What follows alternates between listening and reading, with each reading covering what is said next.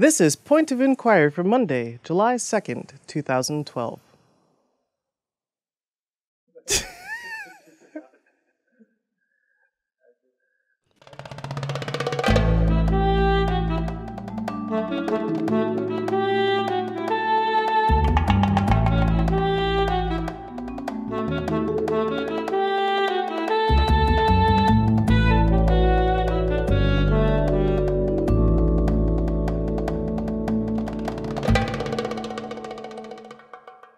Welcome to Point of Inquiry.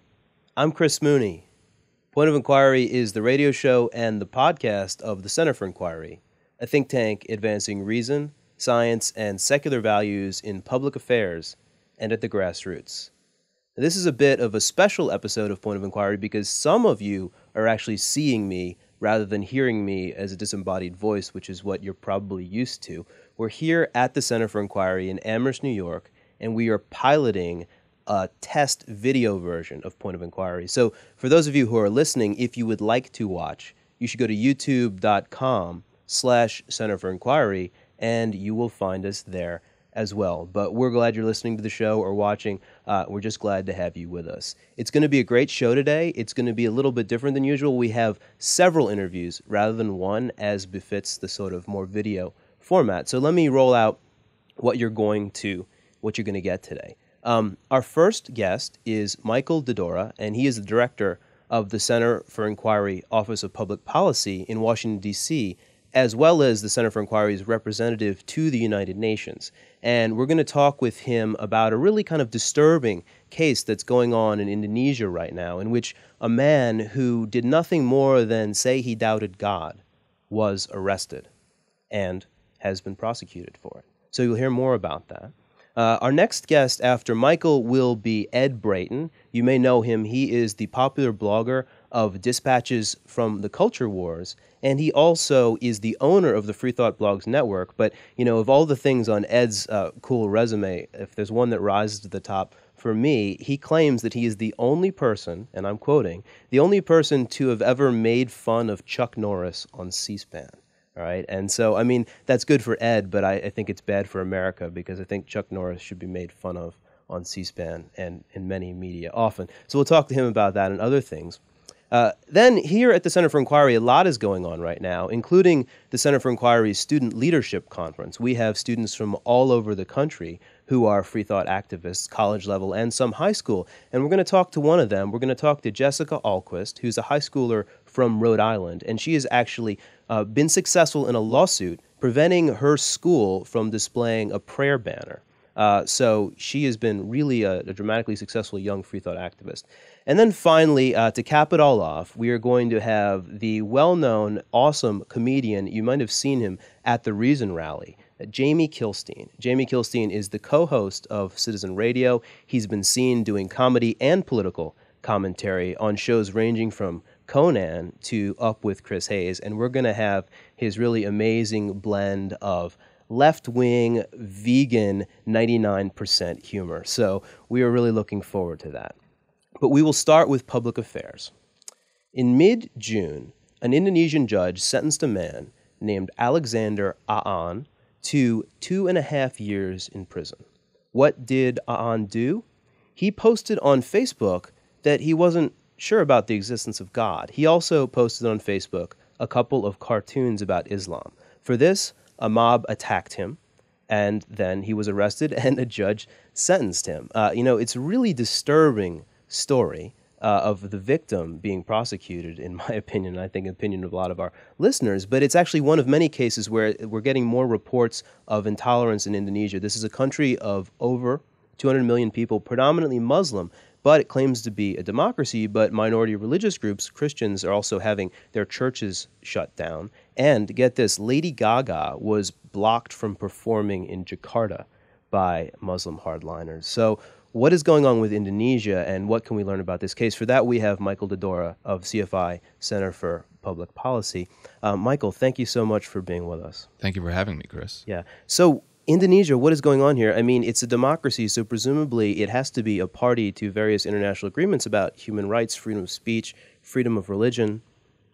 Yes, so it's signed on to obviously many UN treaties and international treaties that guarantee freedom of belief and expression, and it does have a constitution that supposedly guarantees freedom of religion. However, the Indonesian constitution maintains that you have to belong to one of 6 religions to qualify for that freedom of religion. So in effect, being an atheist is illegal in Indonesia. So the judge is therefore just actually applying. It's not like the judge is riffing or improvising here. He's applying the law. Right, he's applying the law, or a panel of judges are applying the laws that are already in place in Indonesia. Of course, they are skirting in some sense their promises to international treaties, but this is the law in Indonesia. So, what are the treaties that conflict with this? the main treaty that conflicts with it is the International Covenant on Civil and Political Rights. That document is very explicit and very strong in guaranteeing freedom of thought, belief, and expression. At the same time, there is some troubling language in what's known as the ICCPR, in the sense that there is language in there in Article 20 that references incitement to religious hostility and hatred. And that's actually the law that Alexander Aan was convicted under. So there is a sense that while Indonesia is not keeping its promise to UN treaties and international treaties, these treaties actually do include some troubling language that might allow Indonesia to get away with some of the things that they're doing. Tell us more about this guy, Alexander Aan. I mean, what do we know about him? We don't know very much about him. There haven't been many news reports out there. We know essentially that he's a 30-year-old civil servant, that he's pretty meek and softly spoken. There's been an interview or two with him done by the media, and he seems to have a lot of regret about what's happened, and he's certainly not the kind of atheist that you think is going out there and screaming his head off about why religion is a ridiculous idea. He just simply went on Facebook and said, "I don't think God exists," and he posted a couple cartoons. Wow. Well, so how does this story fit into what is also going on either in Indonesia or in other countries? I mean, it's not easy to be an atheist in a lot of parts of the world. So maybe put Indonesia in a bit of a global context. Yeah, Indonesia's not split off by itself. Many Middle Eastern countries, unfortunately, countries that are dominated by Islamic values and politics, have these sorts of laws, and they're used not actually necessarily just to keep atheists quiet and throw them in jail, but unfortunately quiet any sort of religious, dissident minority faith. So in a country where Shias are the dominant political party, they're going to potentially use these laws to subject Sunnis, and et cetera, all the way on down the line. In Indonesia, you've seen, unfortunately, Christians being subjected very often to this sort of punishment. So Indonesia's, not by itself. Any country where you're seeing really radical Islam, unfortunately, you're seeing attempts to keep quiet any sort of, atheist or just dissident voices. And so what is Center for Inquiry doing about this? You held, I understand, a protest. Yeah, so the first step, obviously, is to bring some attention to this. There's not been much mass media coverage. There have not been many groups talking about it. Amnesty International is one that has been talking about it.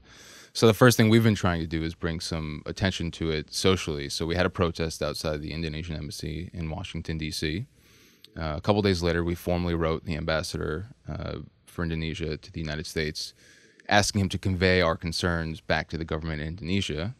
So that's what we've done so far, along with kind of doing Twitter and Facebook sorts of viral posting type things. Our next steps are working at the United Nations and at the State Department, hopefully to get those bodies to put some pressure on Indonesia to respect the commitments they've made to these international treaties we've talked about that promise freedom of belief and expression. This case is so, in a way, outrageous. I mean, I really think this is prosecuting the victim here. I mean, that's what I would call it, that you would think that people would get pretty up in arms, and I think probably our listeners or our viewers are going to feel that way. So what can they do?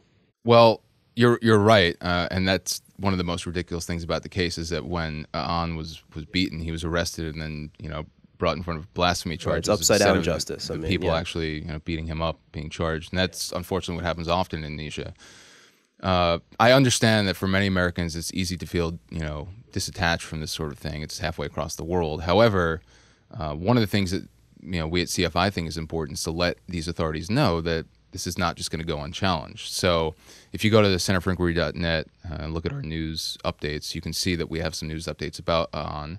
And within those news updates, we have links that you can use to contact officials in Indonesia and tell them that this is something that really bothers us. They have commitments to international treaties, and they should stick to those commitments. At the same time, it is important to also raise consciousness in the United States itself. So if you can organize a protest in your local community, if there's any sort of Indonesian consular office there, if you can have any sort of event about it, just to get people aware that this is going on. And it's not just an isolated case either. It's a history of it, unfortunately. Uh-huh. Well, Michael, thank you for sharing this. I mean, I think I hope a lot of people are going to be activated by this. And so I want to thank you for letting us know what's going on here on Point of Inquiry. I'm glad I could be here. Thank you. It's great to have you. A really disturbing case, but I think we were definitely better off knowing about it.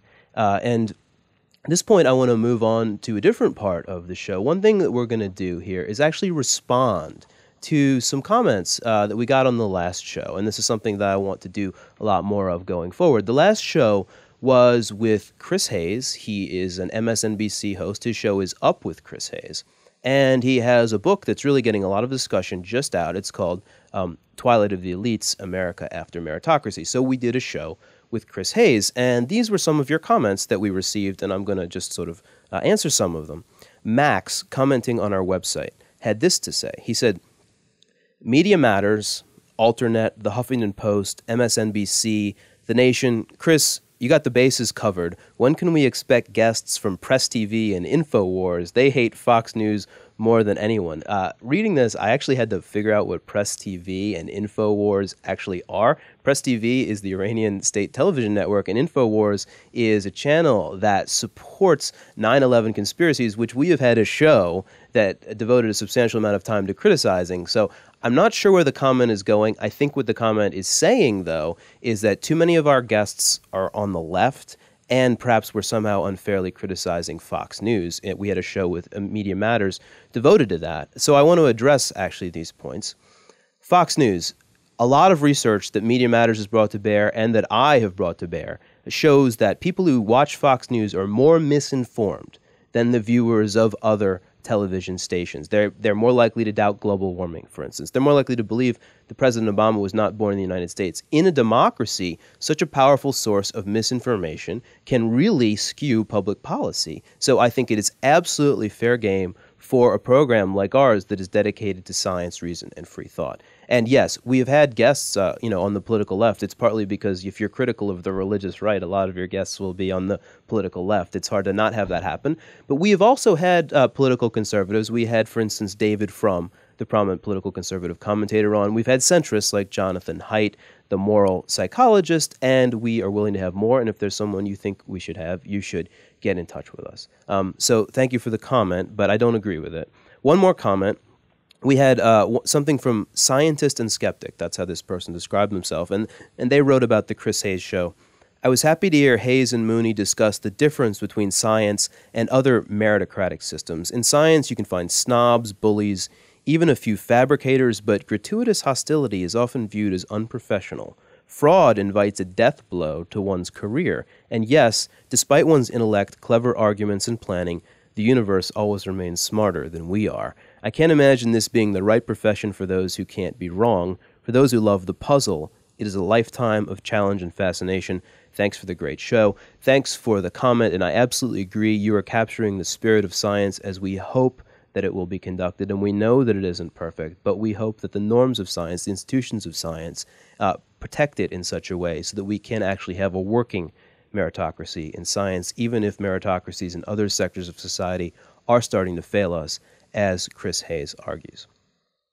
Now I want to move on to our next guest, Ed Brayton. I've introduced him already, but let me just do it again briefly. He blogs at Dispatches from the Culture Wars, which is one of the great science and free thought blogs out there, and he is the owner of the Free Thought Blogs Network, and he is also, importantly to me, he is our eyes and ears on Chuck Norris, so we can figure out what this right-wing commentator menace is up to. So what is the latest with Chuck Norris, Ed? Fill us in.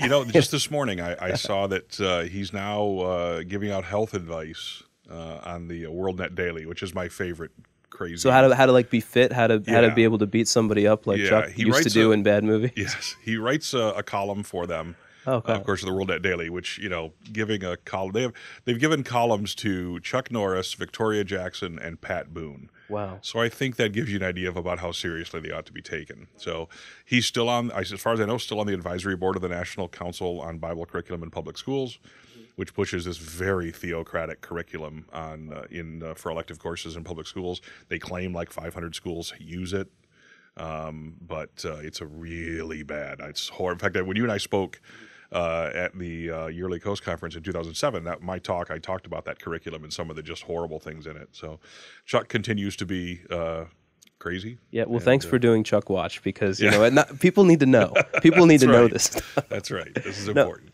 So I want to talk to you about FreethoughtBlogs a little bit, because this is about a year old now? August 1st of last year we launched, so we're about 10 months old. It's been very successful. I understand you're telling me the traffic is huge. Yeah, right? we get to more than 200,000 page views a day, and we just added a handful of video bloggers, atheist video bloggers, Aaron Roth, Thunderfoot, Christina Rad, and Zinnia Jones. So we're excited about kind of a new element to that we haven't had before. So that's going very well so far. We just launched those, and we've got some more new people to add, but I think we're up to almost 40 blogs now, and it's going great. The blogosphere for Freethought. Let's talk about this a little bit. You and I were once together at the Science Blogs Network. Right. There's this massive egress of people. Right. Over several something. of them, actually. Several waves of egress. 3, yeah. But one of them is over something called PepsiGate, which we don't have to get into. Right. But in any case, that's one reason that now a lot of people are there. But what I want to ask you about, or at FreethoughtBlogs or elsewhere, but what's happened, I think, is kind of a bifurcation of that community, because science blogs, it was a cacophony. You had the people who blog mostly about science, then you had people who blog about science, but they also talk about atheism, and then people do politics, and that led to some, let's be frank, battles. Yes. Now I think it's more like the people who blog about just science, you're going to find them at more of a Scientific American kind of place. And we'll find more atheism, more free thought commentary, church and state kind of stuff at FreethoughtBlogs. I mean, is this a good thing? Is this a bad thing? What do you think about that? Well, you take P.Z. Myers, for example. He still has his blog at Science Blogs where he only posts about science. And then everything else, the politics and atheism stuff, he posts at FreethoughtBlogs. And Greg Layden does the same thing. My intention originally was to do the same thing, and I found out, in a few weeks that I couldn't keep up with them both. I had so much on my plate. So, yeah, I think there has been some of that, although there's a great deal of diversity about what's talked about at FreethoughtBlogs as well, because we have gone out of our way to build that diversity, and we have a couple of transgendered bloggers who are, bringing their experiences to it and the interest that they really interest them. So we have some people that talk about human sexuality issues, a lot of the church and state, of course. We're getting ready to redesign the whole site, and the front page is going to have 12 categories on it, just like Science Blog's front page did. So the fact that we could come up with 12, and some of those actually include sort of several subcategories, there's a lot there, that's going to be diverse, but not a lot of pure science. That stuff you're going to find probably at Scientific American more. And the Discovery, where Carl Zimmer, I think, is still at. Mm-hmm. Yeah. They do the great work on that stuff, and, I hope they keep it up. Fair enough. Well, one thing we go to you for, your blog in particular, is following church-state issues and civil liberties issues. Yeah. And so I want to actually drill down on talking about some of those. So you're on the board, if I'm right, CFI Michigan. Right. And there's actually just been a lawsuit filed by CFI Michigan, as I understand, against a country club, and you'll tell me the details, but it's a country club that blocked or canceled an event where Richard Dawkins was going to speak because they didn't like Richard Dawkins' perspective. What happened here? The story's kind of interesting. Last October 12th, we had scheduled Richard Dawkins an appearance there at the Wingate Country Club in Rochester Hills, Michigan. On October 5th, Dawkins was on the Bill O'Reilly show. And the owner of the country club saw him on the show, saw him talking about atheism, and immediately contacted the manager, his manager of the club, and said, cancel this. I don't want to support this group. I don't want anything to do with these atheists. Get them out of here. So the next day they called Jennifer Behan, our assistant director, who handles all the logistics for those things, and said, we're canceling this. We don't want to be associated with those people. Now, we had a binding contract with them. This was 6 days before the event was supposed to take place. Tickets are sold, travel arrangements are made, everybody's ready to go, so it was a real pain in the butt. We did manage to find an alternate venue that cost us more money and so forth. So just a couple of months ago, we actually filed a federal lawsuit over it. This is illegal discrimination under both the Elliott Larson Civil Rights Act in Michigan and under the Civil Rights Act of 1964. You can't discriminate on the basis of religion. It doesn't just protect religious people. If you discriminate against someone on the basis of religion, you're violating the law. What do you say to someone who says this is a private country club? I mean, don't they have a right to do what they want to do? Well, except that Yeah. we sort of crossed that bridge 40 years ago, 50 years ago. I mean, the Civil Rights Act of 1964 says if you offer a public accommodation, which means if you make your services available to the public, then you cannot discriminate on the basis of age, religion, race, etc. Interestingly enough, sexual orientation is still not covered there, and it certainly ought to be at the federal level. And then we also have a state law that is almost identical in language.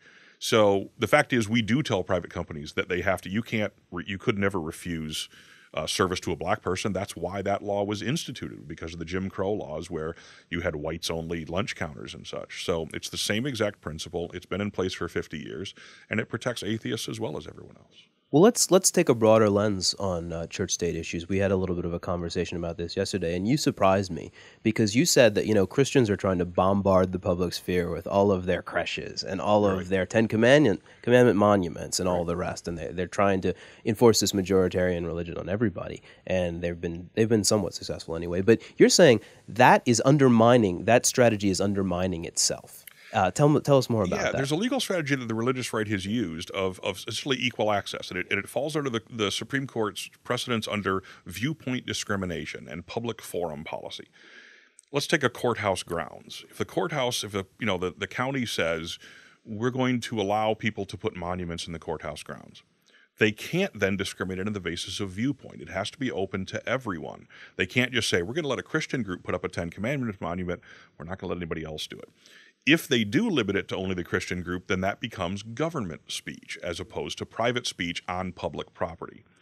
And so there's several very big Supreme Court precedents on this. Well, in recent years, what has happened is skeptical groups, atheist groups, humanist groups have begun using those same laws to get access as well. Schools are a great example. We have the Equal Access Act, which was created for the purpose of getting religious groups into schools, allowing students to form Bible clubs and Christian prayer groups and such. And so it says you cannot, if you're going to allow any non-curricular clubs at all, then you have to allow them all. You can't say, we're only going to let Christians do it or anything. Well, gay-straight alliances. There are now thousands of those around the country. They've used the same law. The Secular Student Alliance, CFI on campus.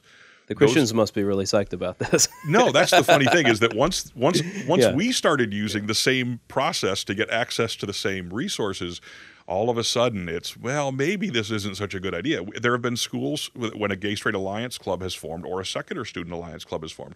There have been schools that have tried to avoid that by saying, all right, we're going to get rid of all non-curricular clubs. Only clubs that are directly related to curriculum are allowed, which is sad because that takes opportunities for extracurricular activities away from not just atheists, but everybody. So in the public square then, should we get sort of atheist sculptors to start putting up, I don't know, what would they be putting up and sort of bombard the square right back? I absolutely think we need to do two things. We need to develop a monument to humanist principles as an alternative to Ten Commandments monuments. And everywhere in the country that there's a Ten Commandments monument, we should be submitting that to the county and saying, we want this monument there too. Now, they have two choices. They can say, no, we're going to only allow the Ten Commandments and the Christian stuff, in which case it's government speech and we have an Establishment Clause case against them. Or they have to say, yes, it's an open forum, in which case they can't keep us out. So either way, we win. Dastardly plan that you have. We're hoisting them on their own petard, to use an old phrase. We had actually on the show Sean Faircloth. You're familiar with Sean. He did a book, Attack of the Theocrats. Right. And one of the things he argues in his public speeches too, he says that the traditional genre, so to speak, of church-state litigation is kind of a problem because we're always fighting over symbolic things. We're fighting over Ten Commandments, prayer in schools, under God, and the Pledge of Allegiance. And he's saying that if you want people to care about church-state issues, you got to find real cases where human beings have stories of harm and suffering that are inflicted by religion being in the public square or intervening in someone's life. So the classic case, as I understand it, would be if you've got a pharmacist who, because of their religious beliefs, will not give a woman the morning after pill, who needs it and needs it then. And so, if, in effect, this pharmacist is forcing that woman to have an unwanted child. Yeah. And you tell those stories, and that's how you get really the human emotion involved. What do you think about that? Yeah, I agree with them completely. Look, I was a journalist for 4 years. Stories that have a human element to them where you can say, this isn't just an abstract point of policy. Real people's lives are affected by that. absolutely is effective in getting people to say, okay, now I better take this seriously. So I think he's absolutely right. I think we do. And I think when it comes to the church-state cases, we've got great stories to tell about what happens to people who file Establishment Clause cases. I mean, Jessica Ahlquist, perfect example. We are actually going to talk to Jessica, but go ahead. I mean, I'm wearing this shirt sort of as a tribute to her. Her case is just the latest example, and this has gone on for almost a century now. Every time someone files a church-state case, and this goes back to Vashti McCollum, Ellery Shemp, all of those, they are, at the very least, they get death threats. Very often, they're also met with vandalism, outright violence. Joanne Bell in Oklahoma had her house firebombed for filing a case against mandatory prayer at her daughter's school. That was in 1989. That wasn't ancient history. This stuff really goes on. There is a very dark underbelly there. And those stories, I think, are really compelling. And people go, wow, there's more to this. This isn't just sort of an abstract fight over some clause in the Constitution. Yeah. There's something more going on here. Okay, so we got to humanize it. Absolutely. Let's talk about, you've been blogging. I don't know, how long has your blog existed? 10 years? November 2003 was when I started it. Getting there. Yeah, getting there. So you've been 9 years. following the culture war, and all of these issues go right down into the middle of the trenches of the culture war. Throughout this time period, the culture war ain't better. I mean, the culture war is, everyone's talking now about how America is uniquely polarized. These are the kinds of issues that are most polarizing. I mean, what's the big picture on where it's going? I don't know. I mean, yes, certainly I think we are more polarized in almost every way in this country now. And in the culture wars, that continues to rage. I mean, we sort of joke about the fact that the right seems to care about three things: gods, guns, and gays, and I think they're losing these battles. We're winning in the long run. You're seeing massive in shift. the legal sense, or in terms of public opinion, I think. I mean, you look at the equal rights for gays, or marriage equality, where 2003, when the Goodridge decision comes out, it's 80% opposed.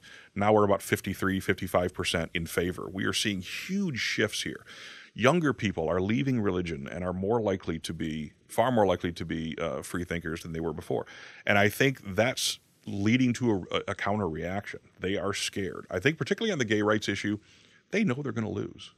It's the same in a generation. Thing. Exactly. The kids are going to be 20 years from now. The kids of people who are against it are going to be fine with it. Right. Yeah. Look, I'm 44 years old. I was 2 years old when the Loving versus Virginia decision came down, overturning state laws against interracial marriage. Hugely controversial in 1969 when that happened. Find somebody today who thinks that was wrongly decided. Outside of the KKK, you're not going to find them. That's only 43 years that's happened. I think we're in the middle of that process with gay rights. I think 20 years from now, we're going to look back on this, just like I look back on what happened when I was a child and go, what were we thinking? Did the majority of people really think it was okay to make blacks have separate drinking fountains? Did we really? I think we're going to be baffled by why it was a big deal in the first place. And I think the religious right knows that they're losing these fights. And that is sort of the counter-revolution. That leads to a more furious, more emotional response. We're losing this. We have to ramp up the battle even more and become even more adamant about it. And that's going to be, I think, a smaller and smaller group taking larger and larger tactics, particularly, I think, symbolic tactics to fight that. Well, I think there's definitely going to be more pain in the meantime for the people who are caught up in these. But it's actually, and I want to thank you for giving an optimistic perspective. Sometimes I'm Mr. Gloom and Doom. I'm pretty cynical too, but I think we're winning this People stuff. will appreciate that. Well, thank you and let's leave it on that note because it's a good one. So, Ed Brayton, it's been great to have you on Point of Inquiry. Been great being here. Thanks, Chris. You bet. So, as I mentioned before, there's a lot going on here at the Center for Inquiry while we are doing this show. And so what we actually did was we caught up with, you just heard about her, Jessica Ahlquist, who is a great sort of young hero of the separation of church and state for her successful lawsuit in Rhode Island about the display of a prayer banner at her high school. So let's now go to the interview with her. So we are here now with Jessica Ahlquist, the Rhode Island high school freethought activist who successfully sued over the display of a prayer banner in her high school auditorium, and the ruling actually just came down, I believe it was in January, in her favor. So Jessica, first of all, congratulations and welcome to Point of Inquiry. Thank you. So you're 17, but unlike most 17-year-olds, you have 15,000 Twitter followers, I checked, and the New York Times wrote an editorial in your favor. What is that like? It's different. I think a lot of people assume that it must be overwhelming for me or something. I still feel like the same person. It hasn't really changed my life that much, but it's been a lot of fun. Okay. But must have been difficult at times. I read in the paper that someone called you an evil little thing. So Ed Brayton now wears a T-shirt to support you. He says evil big thing on it. And the florist didn't deliver to you during this. Not just anyone. My representative called me an evil little thing on a radio talk show. And that's kind of why it turned into a big deal. And yes, about 5 or 6 different flower shops in my state wouldn't send flowers to me because they didn't want to send flowers to that atheist girl.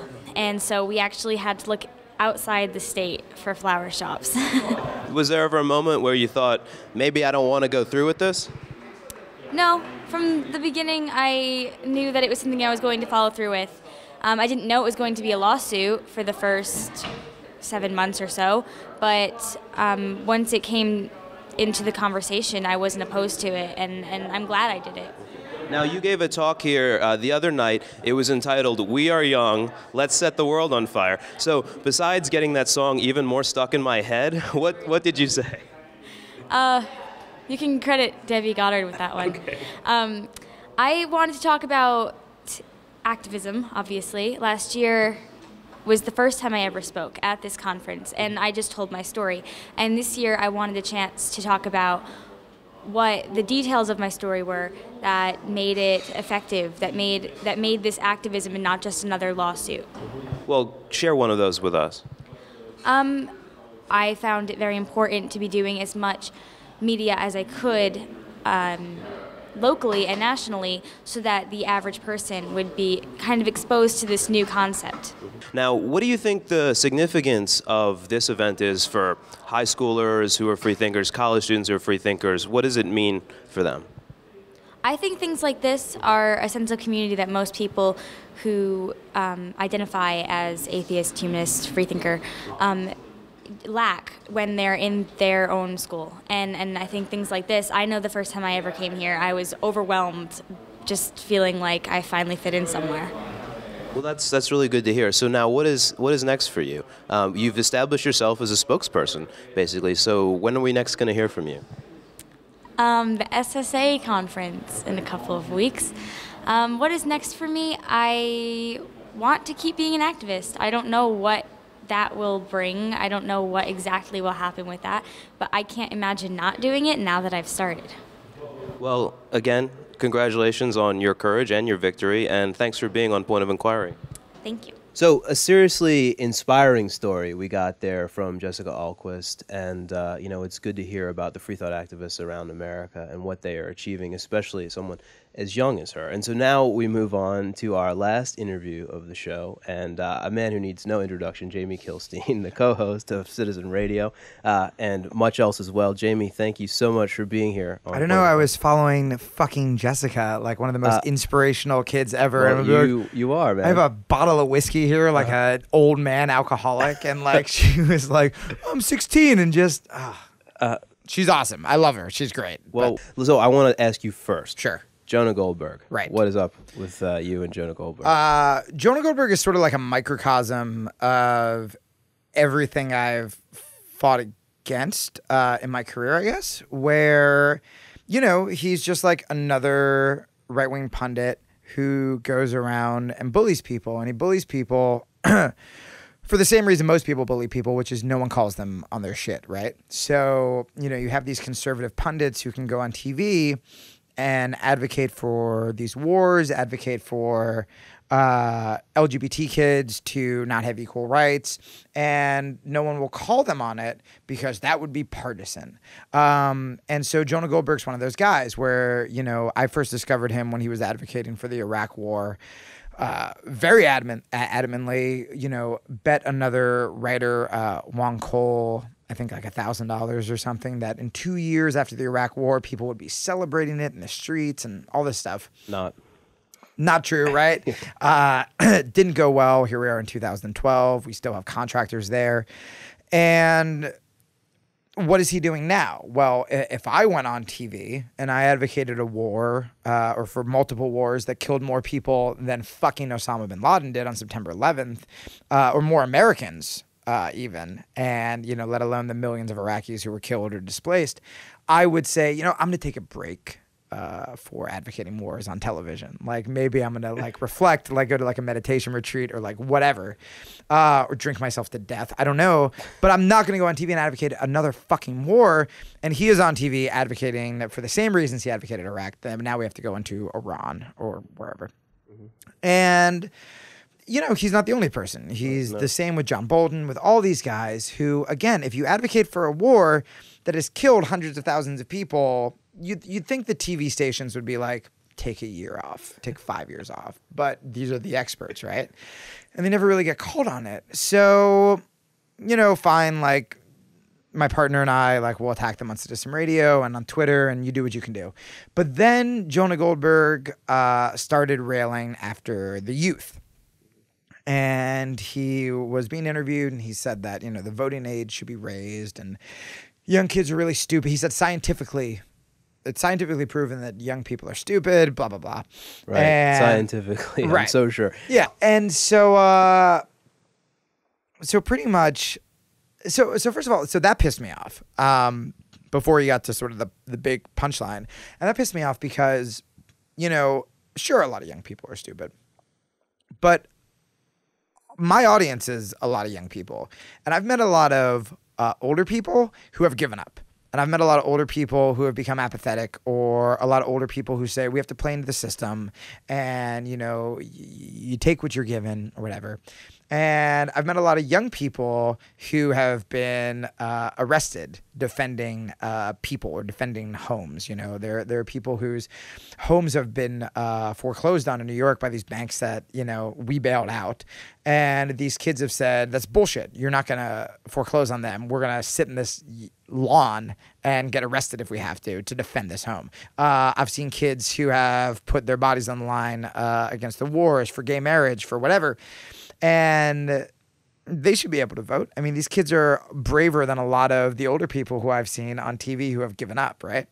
So that made me mad. And then he said, when he's talking about socialism, and he said something like, I think that these kids should have the socialism beaten out of them. And then he very quickly covered, he's like, metaphorically or, realistically or whatever. Well, literally.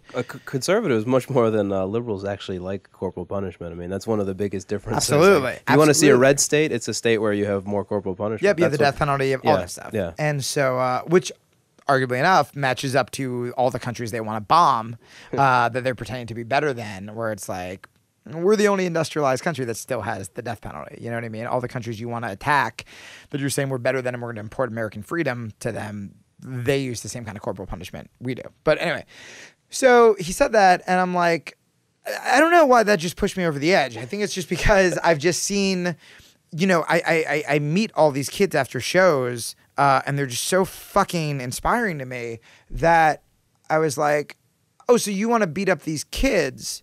I know you're not going to do it because I know you're not a brave person, but you're going to say it in front of a bunch of other cowardly Republicans, and you're going to get a laugh out of it.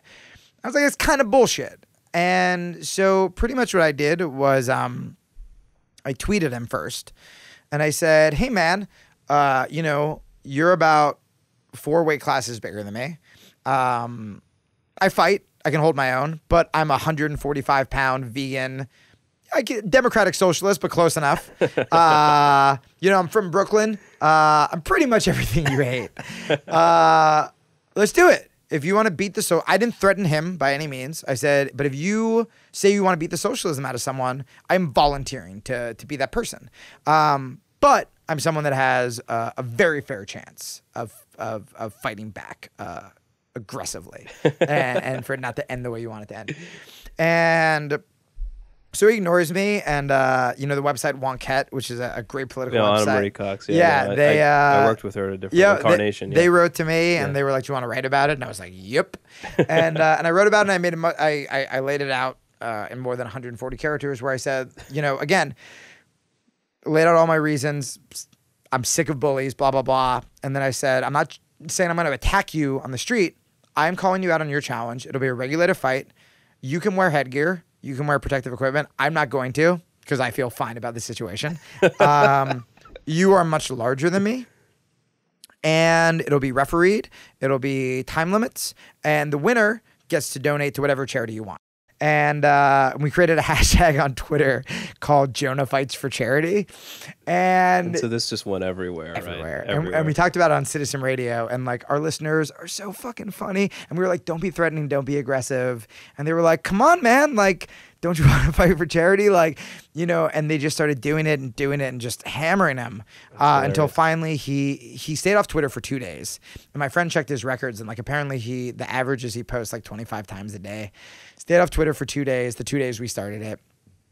Then came back, freaked out, blocked me, blocked my partner, started like yelling at my some of our followers, wrote about it in the National Review online, had to tweet like, here's a response to the idiocy on my Twitter timeline, which like I favorited immediately, and like it just made me laugh so hard.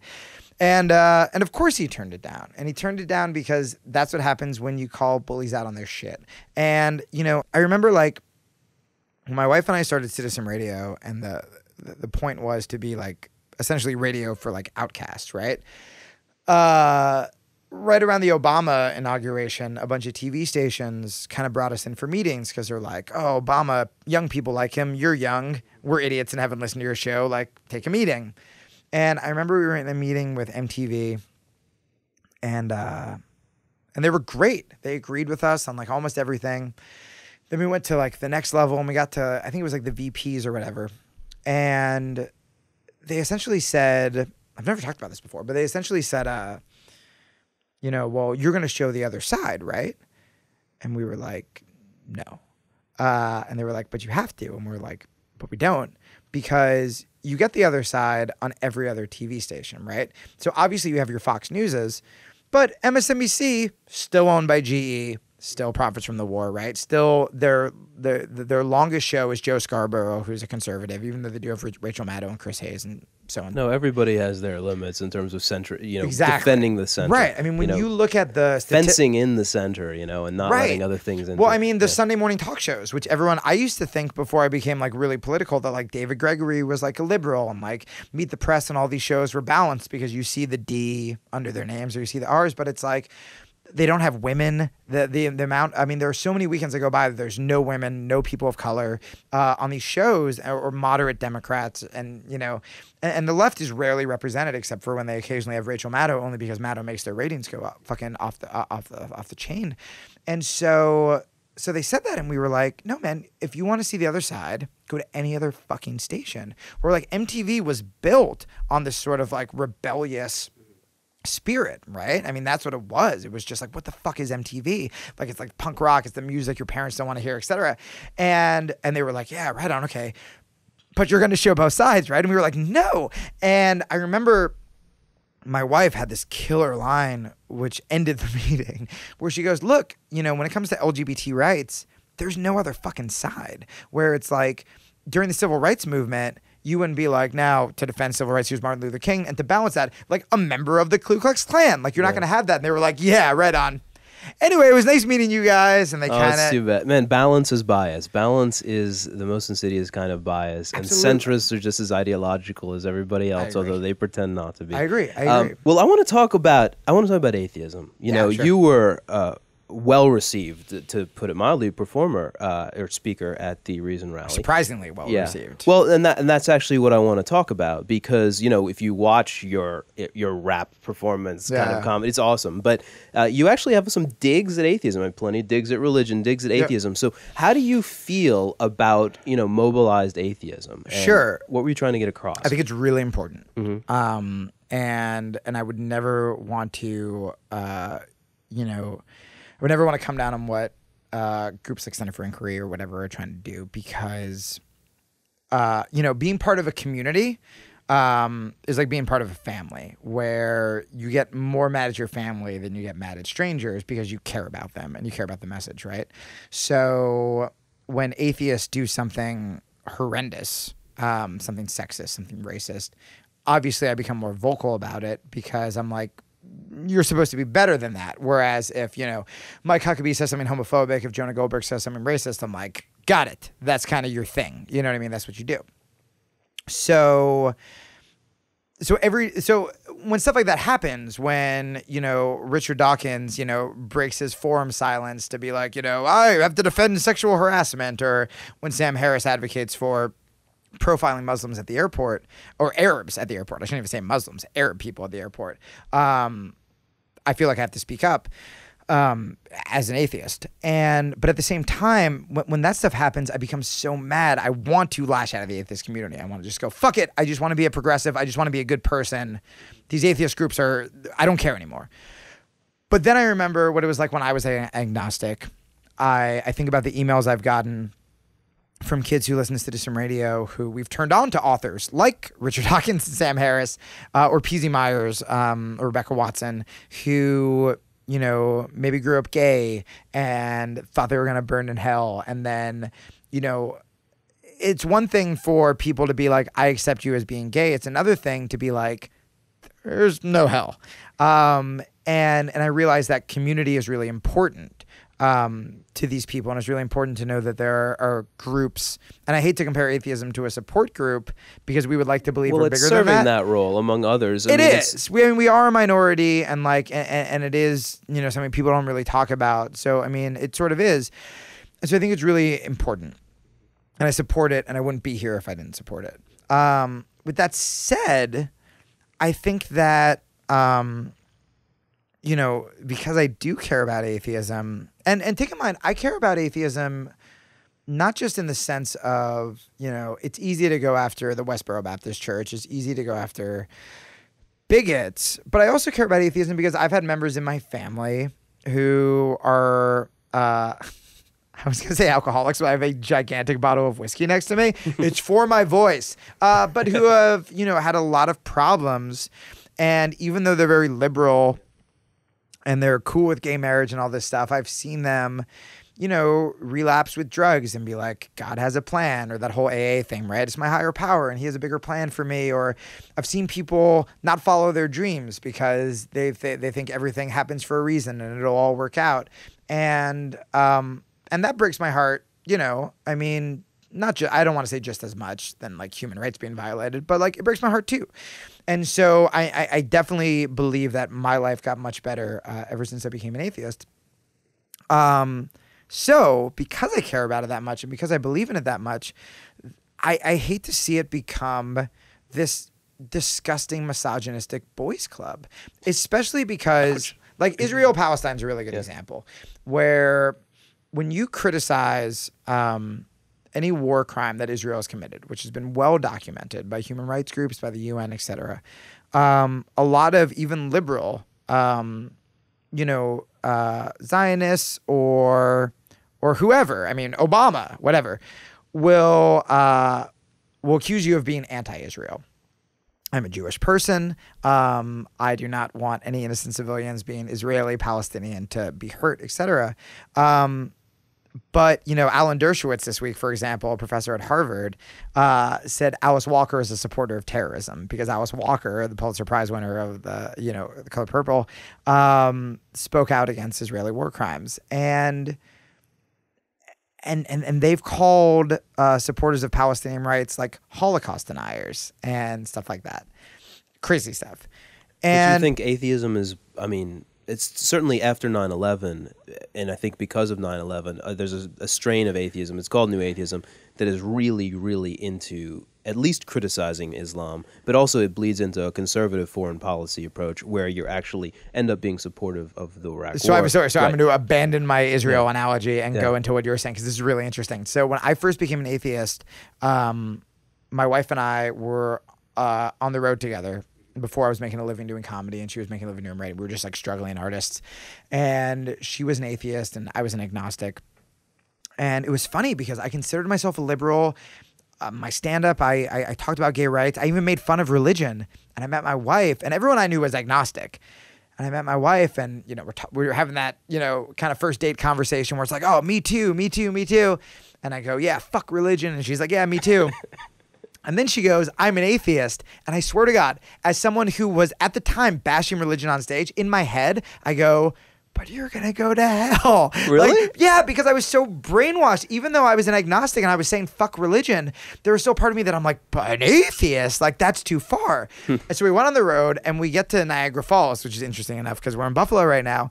We get to Niagara Falls and I do the classic agnostic argument, right? Where we're looking at Niagara Falls and I go, look at this, Allison. Like, how can something this beautiful have just come about? And you know what she did? She told me this is how Niagara Falls was created. And I go, oh, fuck, right. Yeah, She knew the answer right yes. there? It just took me over to the fucking little thing. Okay. And I was like, I didn't know you had a geologist with you. And I was like, oh, right. Yeah. Awesome. And I was like, oh my God, that's amazing. And that was on the Niagara Falls. That's where I became an atheist. And suddenly I became like a kid when we were on the road where I was like, how was that mountain created? Like, I was just like an idiot. I was just like a slow child. But like she was explaining to me and I'm like, that's awesome. That's like more magical than thinking there was a God. So we're on the road. We do the Niagara Falls thing. I'm like, oh my God, am I an atheist? It was like literally right around the time the God Delusion came out. And so I read it and well, actually we're on the road. We're living out of our car. So my wife is reading it to me. And I'm like, this is it. This is amazing. Read Sam Harris. This is amazing. Watch him online. And I'm like, fuck, man. He's like this like new, like young, funnier. I'm like, he's going to be the guy. And so then I remember I get online and I start Googling him because I'm like, I want to see everything Sam Harris has done. And it's all this Fox News stuff. And I'm like, awesome. Like he went on Fox News and like probably like tore Bill O'Reilly up and all this stuff. And then I'm like, why are they agreeing? Because I'm like, I'm a liberal. I disagree with the wars. Yeah. And that's when I realized what you were saying, where I'm like, oh, a lot of these atheists are also about like bombing the fuck out of these Muslim countries. And I got to make a confession. I, as a liberal atheist, was in 2003 pro-war, and I am embarrassed by it. I bought the Colin Powell line. Yeah. You know, and I later wrote a piece for Columbia Journalism Review in which I analyzed what all of the editorial pages, the major editorial pages, had said about the war and how there had been such jingoism. And I said, this is my attempt to do penance, basically. That's awesome. But yeah, I mean, and my brother is still to this day, if it comes up, he's like, Chris, you just be quiet because you were pro-war and you know it. Yeah. Well, it was hard. I mean, I was young. I was still, 21, 22. And I remember just being so confused. And this is before I read up on anything, foreign policy or whatever. And it's like, they told me it was this. So I'm like, it was this. And I was, half living in New York. So I was like super scared and upset. And, then you watch the TV of the bombings and they're like, we are bombing the people who did this. And they make it look like a video game, right? It's all neon green. You're not seeing the pregnant women in the hospital. You're not seeing the dead children. It just looks like a video game. And you're like, and you would watch like the smoke cloud go up and you're like, yeah, fuck yeah. Like that smoke cloud, that was the guy. That was the guy who did 9/11. And I was Jamie, how do we get a pacifist guy who's also a mixed martial art fighter? I mean, well, I don't know if you'd call yourself a pacifist, but like it's. No, I mean, help me make sense of it. I mean, it's just two separate things. I mean, to me, mixed martial arts to me is like the most honest sport. My buddy Joe Rogan has a whole bit about you watch soccer, you watch football, and football especially, it's super violent. And it's like all these guys want to do is punch each other, but they don't. It's massed around throwing a ball, right? And if you look at every animal, we've all fought at some point. And, I think that there's no sort of better way to challenge yourself. I mean, not only a pacifist, I'm a vegan. Yeah. So people are always like, I've had people on Facebook be like, oh, you're a vegan, but you support this blood sport? I'm like, dude, the fucking chickens don't sign like 5 fight contracts and get like fight of the night bonus. They're like, it doesn't really have to, they don't really have a say in it. To me, it's just this great challenge where it's really scary and it's really hard. And, me and my brother's a Division I wrestler. And he's a really smart kid. He's really progressive. And we have this conversation a lot where it's like, yeah, how are these pacifists attracted to this sort of violent sport? And think it's because, I mean, first of all, if you look at the statistics, there's never been a death in professional mixed martial arts. There's more serious injuries in cheerleading, especially football, especially boxing. I mean, boxing, it's all headshots. Not only is it all headshots, but then when you get knocked out, they fucking give you time to get back up. Whereas mixed martial arts, if you tap someone out, you can take it to the ground, you can submit them. A guy can give up. The second there's a knockout, the ref jumps in and stops it.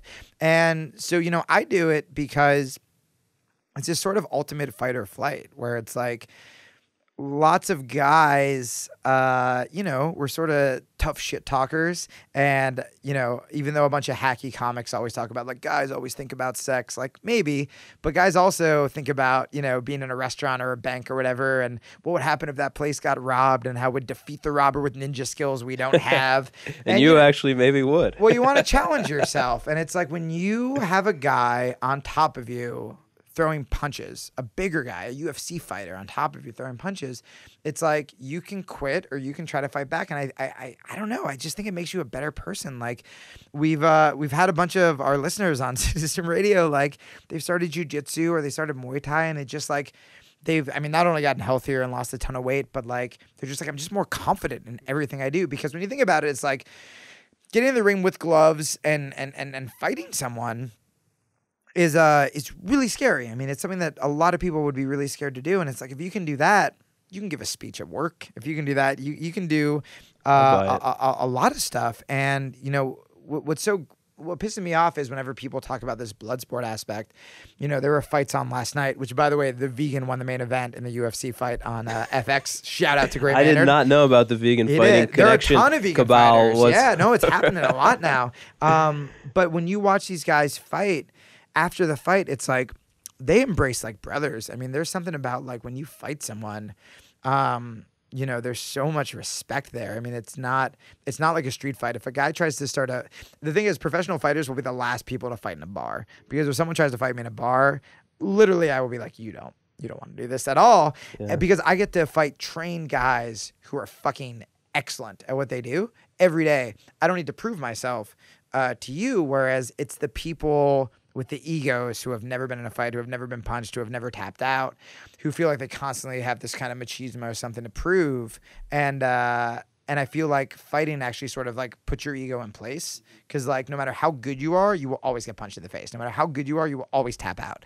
And so when you go into the street, it's like you have nothing to prove. And there's some of the smartest fucking, chillest guys I know. Well, let me take us back to politics, and we're going to have to actually wrap this up. But do this all day. Yeah. Let's just conclude by, let me ask you, where do you see, as an advocate on the left, secular person, I mean, Yep. how do you, and someone who supported Occupy and the 99%, all the rest, Yep. I mean, how do you feel about where we are now? I mean, do you think that we are getting somewhere progressively, or do you think that America is just like, I mean, people are down in the dumps these days? Yeah, give us a feel. Sure. Yeah. I think it's both. Mm-hmm. I think it's really tough because, I know a lot of people who listen to our show and who talk to me, voted for Obama and were very excited for this big change. And, Obama, as much as I want to love him, and I love the stance he just took on gay marriage, I love the stance he just took on immigration, still has like worse civil liberty policies than George Bush when it comes to the drone strikes, when it comes to assassinating American citizens without trial. And they don't want to vote for him, and they feel like the whole system's corrupt. And the whole system is corrupt. You can't say Obama's the same as Romney, obviously, because like Romney is worse. Obama didn't say he wants to get rid of Planned Parenthood. They're not the same, no. But they're too close for comfort, right? But if you want to vote for Barack Obama because he's better than Mitt Romney, great. But Occupy Wall Street, as much as they started to become ignored or marginalized by the media, they really did something important, just like the Wisconsin occupation did something important, just like the revolution in Egypt did something important, which is, even though the media will make it seem like they didn't do anything, it was the first time Barack Obama mentioned the word class. Andrew Cuomo, the governor of New York, had a millionaire's tax now. there's a whole, I think it's a Tumblr called like What the Fuck Did Occupy Do or something that just lists all the things that have happened, all the accomplishments that have happened since Occupy Well, it Wall changed Street. the message and had the best soundbite ever with 99% 1%. Absolutely. I mean, it's more the soundbite in this media age, I think, than people camping out. And the problem is lots of people who are small business owners think that they are the 1%. They're not the fucking 1%. Unless you are a billionaire, you're not the fucking 1%. And the problem is a lot of these small business owners are getting fucked over by Democrats and by Republicans. But I think if you want to vote for Obama, great. But I think you definitely have to get in the street. And I think that, atheist groups definitely have to organize. And I think that all this organization, I mean, it's starting to really come together. And we do have a broken system. But if there are enough people in the streets, I mean, I'm reading about the Egyptian revolution right now, and they just accepted they were going to have Mubarak forever. They just fucking accepted it until one day things got so bad that they just stood up and were like, we're done. And, a really similar thing is happening here. And, I don't want riots in the street or anything like that. But I feel like if people like Barack Obama, who does seem like a much obviously better person than a Mitt Romney, if people are holding him accountable as opposed to just blindly sort of worshiping him, he'll do the right thing. But if he doesn't have that mandate, if he doesn't have hundreds of thousands of people in the street being like, end these fucking wars, make gay marriage legal, protect women's rights to choose, etc., then he's going to be like, I got to go with the people who are giving me money, Fair enough. But again, if atheist groups don't just sit around, beating off to Dawkins books, and they do just get out in the streets, I think we can do so much good. And it's happened already. It really, really has. And it seems ridiculous because, I mean, atheists, you look at the polls, which I'm sure you've talked about, are like one of the most hated groups in the world. Yes, you saw it, you were up with Chris Hayes and he showed the figure where. Right. But on a one-on-one basis, I've had conversations with Christians, I've had conversations with Republicans where they're just being fed the same bullshit all of us are being fed. And some of them are bigots and some of them are idiots, but some of them are poor and some of them are scared and some of them believe the news because the news is called the fucking news. And why would you distrust it? Me and you have time to read blogs all day, right? Like, so we can read international newspapers or whatever. But when, Brian Williams or MSNBC tells them something, why are they going to be like, well, they're lying to me. They're just going to believe it. But I mean, I do think that there are members of the Tea Party, not the racist or homophobic ones, who are being shit on by the same people that members of Occupy Wall Street are being shit on by, that if they just talked about it and had a conversation, they would be like, oh yeah, we're all being fucked by the same billionaires. And on that note, we're gonna actually wrap up. Okay. But this has been awesome. After. But no. But thank you so much for being with us, Jamie, on Point of Inquiry. Yeah, it's it was awesome really to have you.